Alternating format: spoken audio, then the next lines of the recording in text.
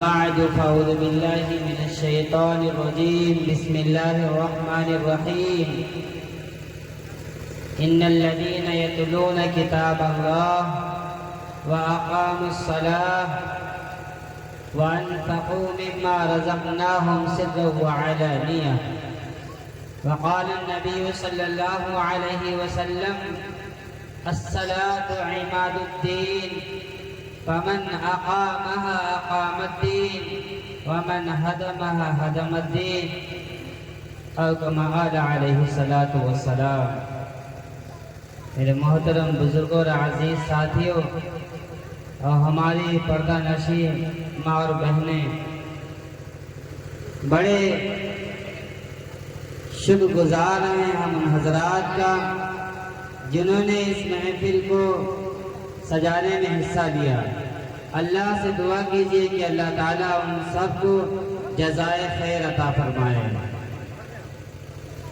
ایک مرتبہ بلند آواز سے درود شریف پڑھ لیجئے. اللہم صلی علی سیدنا وعلی آل سیدنا مولانا محمد وبارک وسلم.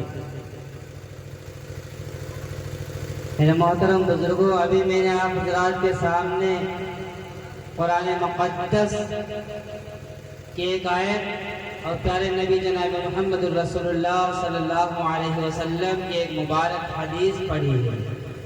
دعا کیجئے کہ اللہ تعالی ہمیں دونوں کی روشنی میں صحیح اور سچ بات کہنے اور ہم سب کو اس پر عمل کی توفیق عطا فرمائے.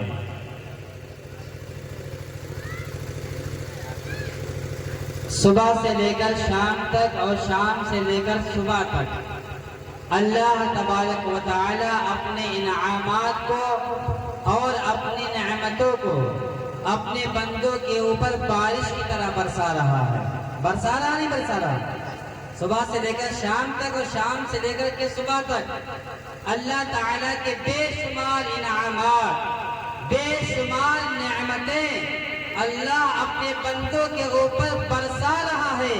اگر ہم ان نعمتوں کو، ان انعامات کو شمار کرنا چاہیں، گننا چاہیں، تو اللہ فرماتا ہے وَإِن تَعُدُّوا نِعْمَةَ اللَّهِ لَا تُحْصُوهَا، کہ اگر تم میری نعمتوں کو، میرے انعامات کو شمار کرنا چاہو یا گننا چاہو تو قیامت تک تم ہماری انعامات کو نہیں شمار کر سکتے. لیکن میرے دوست، آپ حضرات یہ بتائیے کہ اللہ تعالیٰ نے ہمیں سب سے عظیم دولت، سب سے بڑا انعام کیا دیا ہے؟ اگر ہم آپ میں سے کسی سے پوچھنے لگے کہ اللہ نے سب سے بڑا انعام ہمیں کیا دیا ہے، سب سے بڑی دولت اللہ نے ہمیں کیا دی ہے، تو انسان کیا کہے گا؟ کہے گا یہ آنکھیں اللہ نے سب سے بڑی دولت دی ہے. کوئی کہے گا یہ زبان ہے، کوئی کہے گا کان ہے، کوئی کہے گا آسمان ہے، کوئی کچھ کہے گا. لیکن میرے دوستو، سب سے عظیم دولت جو اللہ رب العزت نے ہم سب کو عطا فرمائی ہے وہ ہے قرآن مقدس. قرآن مقدس سب سے بڑی، سب سے عظیم دولت ہے جو اللہ تعالیٰ نے ہم سب کو عطا فرمائی ہے. اسی قرآن مقدس کی ایک آیت جو میں نے پڑھی ہے، جس میں اللہ رب الجلال فرماتا ہے اے میرے بندے، تو دنیا کے اندر کاروبار کرتا ہے، دنیا کے اندر بزنس کرتا ہے، دنیا کے اندر تجارت کرتا ہے. اے میرے بندے، اس کاروبار کے اندر، اس بزنس کے اندر، اس تجارت کے اندر تجھے لابھ بھی ہوتا ہے، تیرا فائدہ بھی ہوتا ہے، تیرا گھاٹا بھی ہوتا ہے، تجھے نفع بھی ملتا ہے، تیرا نقصان بھی ہوتا ہے. اے میرے بندے، کسی اور سے نہیں، اپنے رب سے تجارت کر، اپنے رب سے کاروبار کر، اپنے رب سے بزنس کر. اے میرے بندے، مجھ سے کاروبار اور بزنس کرے گا تو تیرا فائدہ ہی فائدہ ہوگا، تیرا لابھ ہی لابھ ہوگا، اس میں نقصان کا کوئی پہلو نہیں ہے. اے اللہ، تجھ سے کیسے کاروبار ہوگا؟ اے اللہ، میں تجھ سے کیسے تجارت کروں گا؟ تو اللہ فرماتا ہے تم 3 کام کر لو. کیا کہتا ہے؟ اللہ کہہ رہا ہے تم 3 کام کر لو. جو 3 کام کرنے والا بن جائے گا وہ اللہ سے کاروبار کرنے والا بن جائے گا. میں ایک ایک کر کے آپ حضرات کا سامنے بیان کر رہا ہوں. آپ لوگ دعا کیجئے کہ اللہ تعالیٰ ان تینوں پر ہم سب کو عمل کی توفیق عطا فرمائے. پہلا کام کیا ہے؟ پہلا کام اللہ بیان کرتا ہے ان الذین یتلون کتاب اللہ۔ اللہ فرماتا پہلا کام یہ ہے کہ تم میرے کلام کی تلاوت کرنے والے بن جاؤ، میرے کتاب کی تم تلاوت کرنے والے بن جاؤ، قرآن کو پڑھنے والے بن جاؤ۔ جو میرے کلام کو پڑھے گا وہ مجھ سے کاروبار کرنے والا بنے گا، جو قرآن مقدس کی تلاوت کرے گا وہ اللہ سے کاروبار کرنے والا بنے گا۔ آپ بتائیے جو قرآن پڑھے گا تو اس کا فائدہ ہوگا نقصان ہوگا؟ بتائیے، اس کا فائدہ ہوگا، اس کا نقصان نہیں ہوگا۔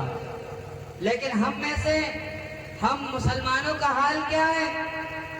ہم میں سے بہت سارے مسلمان تو قرآن جو پڑھے ہیں وہ کھول کر کے نہیں دیکھ رہے ہیں، اور جو پڑھے نہیں ہیں تو ان کی بات ہی الگ ہے۔ یا ہم میں سے بہت سے مسلمانوں کے پاس چند پیسے ہو جائیں تو اپنے بچے کو قرآن کو پڑھانا توہین سمجھتا ہے، اپنے بچوں کو انگلش میڈیم میں ڈالتا ہے، اسے قرآن پڑھانا بھول جاتا ہے، انگلش پڑھاتا ہے۔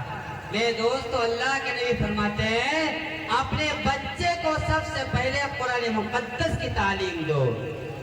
اللہ کے نبی فرماتے ہیں جب تمہارا بچہ مدرسے کے اندر جائے گا، جب پہلی مرتبہ وہ بسم اللہ الرحمن الرحیم پڑھے گا تو اس کے والدین کے اگلے پچھلے تمام گناہوں کو اللہ بخش دیتا ہے، معاف کر دیتا ہے۔ کتنی بڑی فضیلت ہے یہ قرآن! یہ کیا ہے؟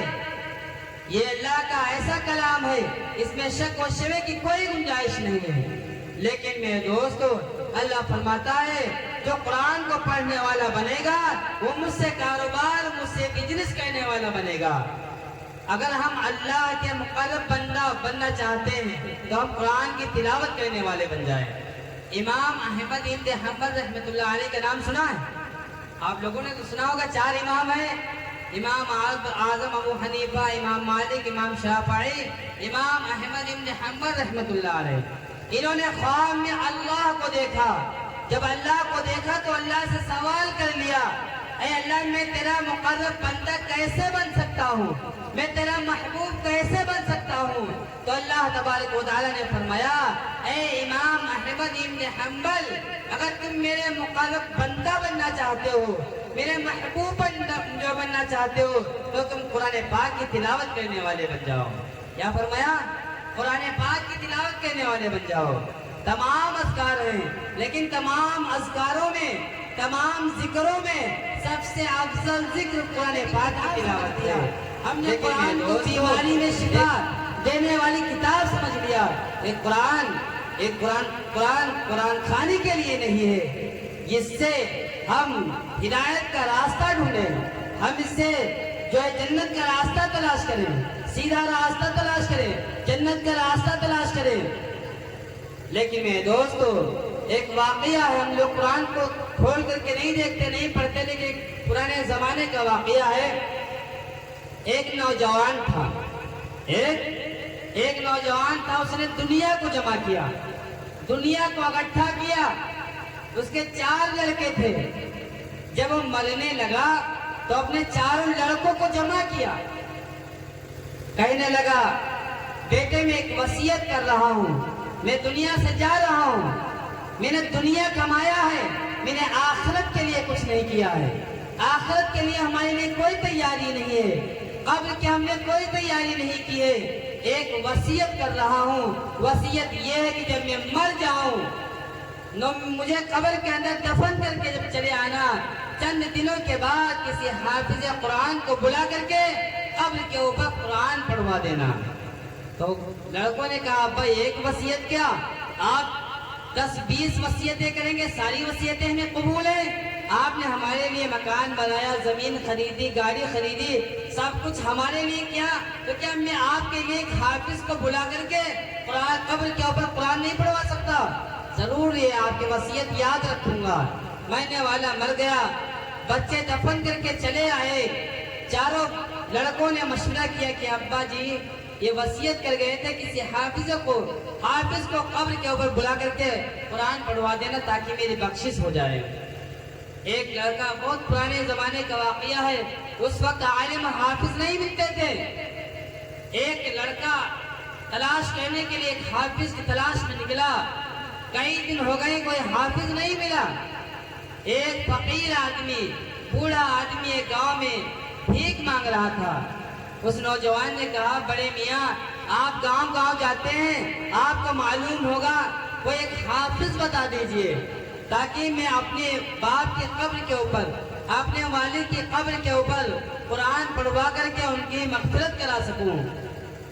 تو اس بڑے میاں نے سمجھا کہ موقع بہت اچھا ہے، ایسا کرے ہم ہی حافظ بن جائے اور ہم ہی قاری بن جائیں. کہا کچھ اجرت کے پیسے دیں گے؟ ہاں اجرت ملے گی، پیسے دیں گے آپ کو. تو کہا ایسا کیجئے ہم حافظ بھی ہیں اور ہم قاری بھی ہیں. قرآن کہاں پڑھنا ہے؟ کہا ہمارے ابا کے قبر پہ پڑھنا ہے. وہ نوجوان اس بڑے میاں کو پکڑ کے لایا، کہا یہ ابا کی قبر ہے، اسی پہ آپ کو پڑھنا ہے. بڑے میاں تو جاہل تھے، ان پر گنوار تھے. انہوں نے کیا پڑھنا شروع کیا؟ انہوں نے سوچا یہ نوجوان تو جاہل ہے، کیا پکڑ پائے گا ہمیں. انہوں نے پڑھنا شروع کیا، اے اللہ میں کچھ جانتا نہیں، اے اللہ میں کچھ جانتا نہیں. دوسرا بھائی کہنے لگا یار بڑا بھائی تو حافظ ڈھونڈ لایا ہے، اب ہمارا بھی حق بنتا ہے کہ ہم بھی ایک حافظ پکڑ کے لائیں. وہ بھی تلاش میں نکلا، وہ بھی ایک جاہل کو پکڑ کے لایا. کہا کہاں پڑھنا ہے؟ کہا ابا کی قبر پہ پڑھنا ہے. پہلے بڑے میاں نے دیکھا تو کہا یار میں تو نقلی ہوں، کہیں یہ اصلی ہوا تو تمہیں پکڑا جاؤں گا. اس نے سوچا یار میں تو نقلی ہوں، اگر یہ اصلی ہوگا تو ہمیں پکڑے گا. تو کہا ارے اپنے پیسے میں سے کچھ پیسے اس کو دے دیں گے، اپنی گاڑی چلا لیں گے. وہ بھی پیتیانے بیٹھ گیا، پہلا والا سریحانے بیٹھا تھا، وہ پیروں کی طرف بیٹھ گیا. پہلا پڑھتا ہے اللہ میں کچھ جانتا نہیں، اللہ میں کچھ جانتا نہیں. دوسرا کہتا ہے جیسے تم ویسے ہی ہم، جیسے تم ویسے ہی ہم. تیسرا بھائی وہ بھی تلاش میں نکلا، وہ بھی ایک جاہل پکڑ کے لایا. اس کو تیسرے داہنی طرف بٹھا دیا. اس نے سوچا یار یہاں سے تو پہلے سے جبہ کبا پہنے لوگ بیٹھے ہیں، یہاں کیا ہوگا ہمارا. وہ بھی اب پہلا پڑھنا شروع کرتا ہے، اے اللہ میں کچھ جانتا نہیں، اے اللہ میں کچھ جانتا نہیں. دوسرا کہتا ہے جیسے تم ویسے ہم. تیسرا کہتا ہے گندی تقلید کب تک چلے گی، یہ گندی تقلید کب تک چلے گی.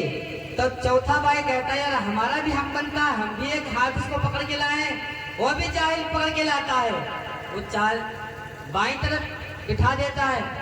کہا جلدی قرآن پڑھ کر کے ہمارے ابا کی بخشش کروا کے جنت میں داخل کرا دو. کہا ٹائم لگے گا، کم سے کم 40 دن لگ جائیں گے. پہلا پڑھنا شروع کرتا ہے، اے اللہ میں کچھ جانتا نہیں، اے اللہ میں کچھ جانتا نہیں. دوسرا کہتا ہے جیسے تم ویسے ہم، جیسے تم ویسے ہم. تیسرا کہتا ہے گندی تکلیف کب تک چلے گی، کب تک چلے گی. تو چوتھا کہتا ہے جب تک چلے چلائے جاؤ، جب تک چلے چلائے جاؤ، جب تک چلے چلائے جاؤ.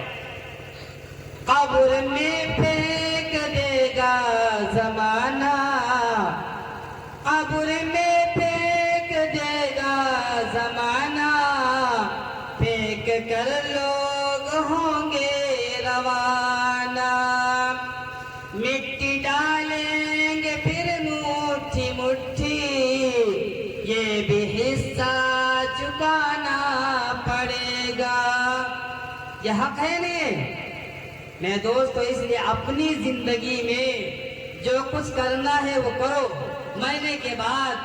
اور دوسری چیز جب ہم حافظ ہوں گے یا قرآن ناظرہ خواہ ہی پڑھے ہوں گے، اگر ہمارے ہاں کوئی حافظ سورہ بقرہ پڑھنے کے لیے آئے، کچھ لوگ لگا دیتے ہیں سورہ بقرہ پڑھنے کے لیے کہ ہمارے گھر پہ سورہ بقرہ حافظ جی پڑھیں گے تو ہمارے گھر کی ساری بلا دور ہو جائے گی. اگر ہم ناظرہ خواہ ہوں گے تو اگر وہ حافظ جی کچھ پڑھیں گے تو سمجھ میں آئے گا کہ ہاں حافظ جی صحیح پڑھ رہے ہیں. ورنہ ایسے ہوگا جیسے میں نے آپ کو بتا دیا.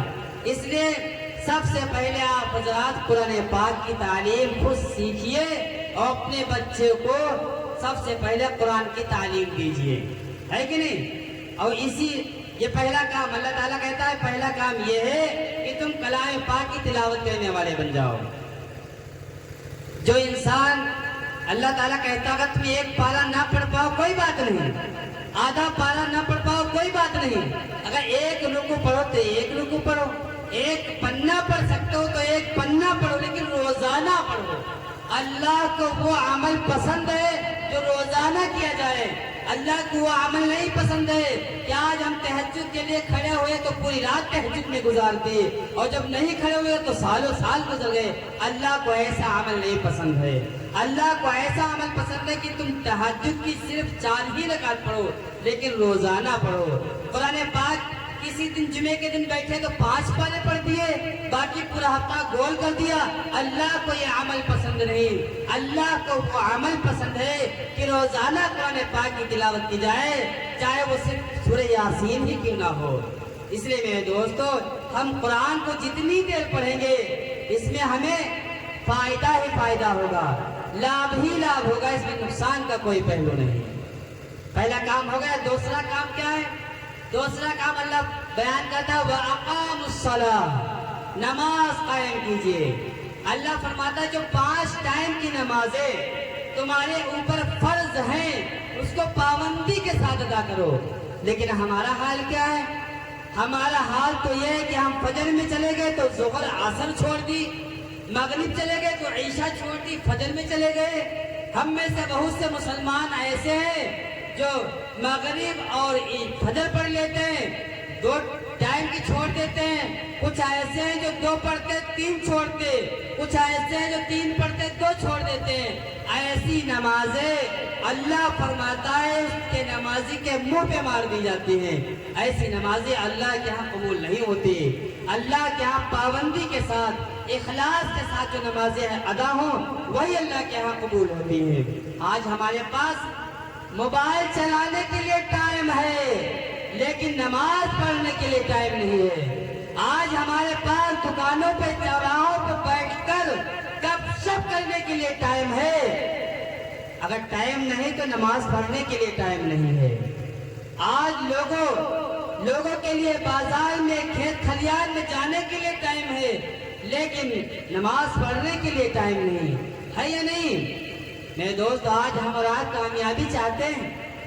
آج اگر تھانے دار کا بلاوا آ جائے تو نیندیں اڑ گئی، اگر تھانے دار سے بلاوا آ گیا تو نیندیں اڑ گئی، ہائی کورٹ سپریم کورٹ کی طرف سے بلاوا آ گیا تو جان نکلنے لگی، لیکن دربار خداوندی کی طرف سے 5 مرتبہ آواز آتی ہے اللہ اکبر اللہ اکبر، لیکن ہمارے کانوں میں جو تک نہیں دیکھتی۔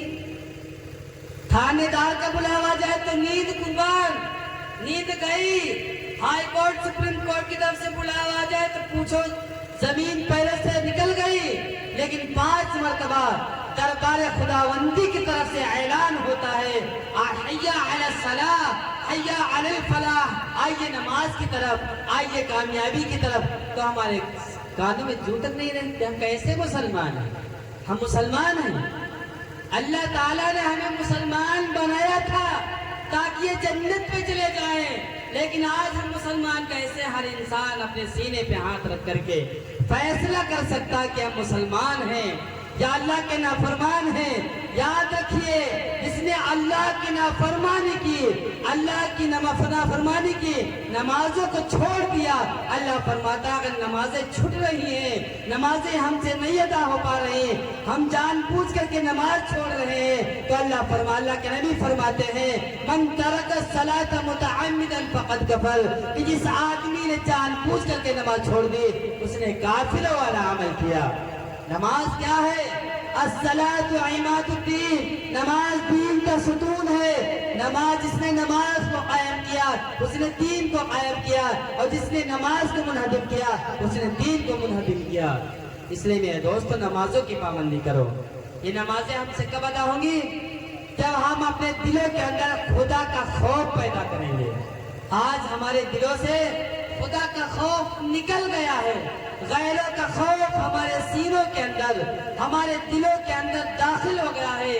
اس لیے شاعر کہتا ہے خوف خدا نہ دل میں بسایو، خوف خدا نہ دل میں بسایو، مارو سب دلوائی دیو، خوف خدا نہ سب دلوائے اور قبر کو اپنی بنائے نہ پاؤ مارو سب دلوائے دیو کچا گھر تم پکا بناؤ چند دنوں کا ہے یہ مکان کچا گھر تم پکا بناؤ چند دنوں کا ہے یہ مکان اور قبر کو اپنی بنائے نہ پاؤ مارو سب دلوائے دیو بہرائچ کو جاتے تیما جاتے اجمیر تلک تم جاتے ہو بہرائچ کو جاتے دیوا جاتے اجمیر تلک تم جاتے ہو اور گاؤں کی مسجد جائے نہ پاؤ مارو سب دلوائے دیو ہے نہیں حقیقت ہے ایسا ہی نہیں ہم گاؤں کی مسجد جانے نے کوئی اجمیر جا رہا ہے بس کر کے کوئی بہرائچ جا رہا ہے بس کر کے کوئی دیوا جا رہا ہے یاد رکھیے وہ ہماری بخشش نہیں کروا پائیں گے اگر ہم بخشش چاہتے ہیں تو ہم نماز کے پابند بن جائیں نمازی بن جائیں میرے دوستو نمازی کا ایک واقعہ یاد آ گیا ایک حاجی صاحب تھے وہ حج کر کے آئے مسجد میں چند آدمی بیٹھے ہوئے تھے جب وہ حج کر کے آئے چند دن ان کو حج کیے ہوئے تھے تو ایک صاحب نکلے کہا آپ کا نام کیا ہے تو انہوں نے کہا میرا نام حاجی عبدالشکور ہے کیا کہا میرا نام حاجی عبدالشکور ہے تو حاجی صاحب نے کہا تمہارا نام کیا ہے لوگ پوچھتے نہیں جب کسی کا نام پوچھو گے تو وہ بھی تو پوچھتا ہے آپ کا نام کیا ہے جب انہوں نے کہا میرا نام حاجی عبدالشکور ہے تو پھر انہوں نے کہا آپ کا نام کیا ہے تو انہوں نے کہا میرا نام نمازی عبدالغفور ہے کیا کہا نمازی عبدالغفور سارے آج تک میں نے یہ دیکھا تھا کہ حاجی جو حج کرنے جاتے ہیں وہ اپنے نام کے آگے یا پیچھے حاجی لگا لیتے ہیں یہ نمازی آپ کب سے لگانے لگے تو کہا اچھا تم ایک مرتبہ حج کر کے آئے تو تم حاجی بن گئے اور ہم 5 ٹائم کی نماز پڑھ رہے ہیں تو ہم نمازی نہیں بن سکتے 3 کام ہو گئے 2 کام ہو گئے ایک پہلا کام ہم قرآن پاک کی تلاوت کرنے والے بن جائیں دوسرا کام 5 ٹائم کی پابندی کے ساتھ نماز ادا کرنے والے بن جائیں ایک واقعہ سناتا ہوں نماز کے بارے میں حضرت عمر فاروق رضی اللہ تعالیٰ عنہ کے زمانے کا ہے حضرت عمر فاروق رضی اللہ تعالیٰ عنہ کے زمانے میں ایک بوڑھی عورت کا تیل زمین پر گر جاتا ہے وہ فوراً حضرت عمر فاروق رضی اللہ تعالیٰ عنہ کے دربار میں حاضر ہوتی ہے اور کہتی ہے کہ اے عمر فاروق زمین نے میرا تیل چوس لیا ہے حضرت عمر فاروق رضی اللہ تعالیٰ عنہ ایک کاغذ لیتے ہیں اور اس بوڑھی عورت سے کہتے ہیں اس کاغذ کو وہیں پر رکھنا جہاں پر تیرا تیل گر گیا ہو وہ بوڑھی عورت ایسے کرتی ہے جہاں پر اس کا تیل گر جاتا ہے وہیں پر اس کاغذ کو اس پڑیے کو رکھتی ہے زمین فوراً پورا تیل واپس کر دیتی ہے تمام لوگ حیرت زدہ اس کاغذ کے اندر اس پڑیے میں کیا لکھا ہے کہ زمین نے فوراً پورا تیل واپس کر دیا ہے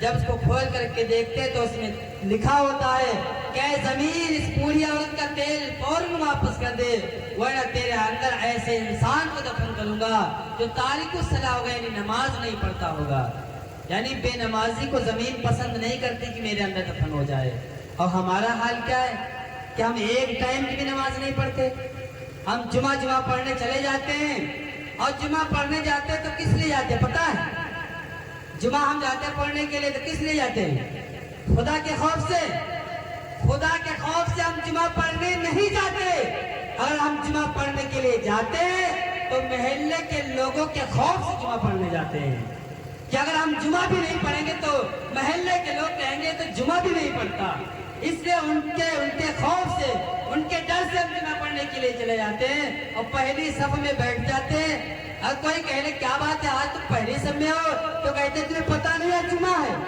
ارے جمعہ ہے تو وہ خدا کے خوف سے نہیں جاتے جس کو خدا کا خوف ہوگا وہ جمعہ پڑھنے نہیں بلکہ 5 ٹائم کی نماز پڑھنے کے لیے جائے گا۔ اس لیے میرے نوجوانوں، خدا کا خوف پیدا کرو، لوگوں کا خوف نہیں، خدا کا خوف۔ اللہ فرماتا ہے یا ایھا الذین آمنوا اتقوا اللہ حق تقاتہ ولا تموتن الا وانتم مسلمون۔ اللہ فرماتا ہے اے ایمان والو، اللہ سے ڈرو جیسے کہ اللہ سے ڈرنے کا حق ہے۔ جب یہ آیت کریمہ نازل ہوئی تو صحابہ کرام پریشان ہونے لگے کہ اللہ کے نبی، اللہ سے اللہ کا حق ڈرنے کا کون ادا کر سکتا ہے؟ کوئی اللہ سے ڈرنے کا حق نہیں ادا کر سکتا۔ تو اللہ تعالیٰ نے دوسری آیت نازل فرمائی فاتقوا اللہ ما استطعتم، اگر تم اللہ کا حق نہیں ادا کر سکتے ڈرنے کا، تو اپنی طاقت، اپنی استطاعت کے مطابق اللہ سے ڈرنے والے بن جاؤ۔ جو انسان اللہ سے ڈر کے زندگی گزارے گا اس کا ٹھکانہ جنت ہے۔ وَأَمَّا مَنْ خَافَ مَقَامَ رَبِّهِ وَنَهَى النَّفْسَ عَنِ الْهَوَىٰ فَإِنَّ الْجَنَّةَ هِيَ الْمَأْوَىٰ۔ اللہ فرماتا ہے جس نے ڈر کے زندگی گزاری، جس نے سوچا غلط دیکھیں گے اللہ کو حساب دینا ہوگا، غلط بولیں گے اللہ کو حساب دینا ہوگا، غلط کمائیں گے تو اللہ کو حساب دینا ہوگا، غلط سنیں گے تو اللہ کو حساب دینا ہوگا۔ اگر انسان نے ڈر کے زندگی گزاری تو اللہ فرماتا ہے فَإِنَّ الْجَنَّةَ هِيَ الْمَأْوَىٰ، اس کا ٹھکانہ جنت ہے۔ اور جس نے من چاہی زندگی گزاری، جس نے اپنے من کی پیروی کی، جس نے اپنے خواہش کی پیروی کی، اس کو پتا ہے کہ یہ غلط کام ہے، یہ گناہ کا کام ہے، لیکن من چاہتا ہے کر لو، جو ہوگا دیکھا جائے گا۔ اس نے من کی پیروی کی تو اللہ فرماتا ہے فَإِنَّ الْجَحِيمَ هِيَ الْمَأْوَىٰ، اس کا ٹھکانہ جہنم ہے۔ دو کام ہو گئے، ایک قرآن پاک کی تلاوت کرنے والے بن جائیں، دوسری تجارت اللہ سے ہے کہ ہم نمازی بن جائیں، 5 ٹائم کی نماز پڑھنے والے بن جائیں۔ تیسرا کام یہ ہے، اللہ فرماتا ہے وَأَنفِقُوا مِمَّا رَزَقْنَاهُمْ سِرًّا وَعَلَانِيَةً۔ اللہ فرماتا ہے میرے بندو، جو تمہارے پاس پیسہ ہے، دولت ہے، مال ہے، وہ تم اپنی ماں کے پیٹ سے لے کر کے نہیں آئے ہو۔ جو کچھ تمہارے پاس ہے وہ سب کچھ میرا دیا ہوا تمہارے پاس ہے، اس لیے اس میں سے تم ہمارے راستے میں خرچ کرنے والے بن جاؤ، غریبوں کی مدد کرنے والے بن جاؤ، کمزوروں کی مدد کرنے والے بن جاؤ، یتیموں کے سروں پہ ہاتھ رکھنے والے بن جاؤ، بیواؤں کی خیر خواہ بن جاؤ، اور مدرسوں میں، مسجدوں میں خرچ کرنے والے بن جاؤ۔ یہ 3 کام ہیں، کتنے آسان ہیں۔ قرآن پاک کی تلاوت کرنے والے بن جائیں، یعنی قرآن پاک کی تلاوت کرنے والے بنیں گے، اللہ سے تجارت کرنے والے بنیں گے۔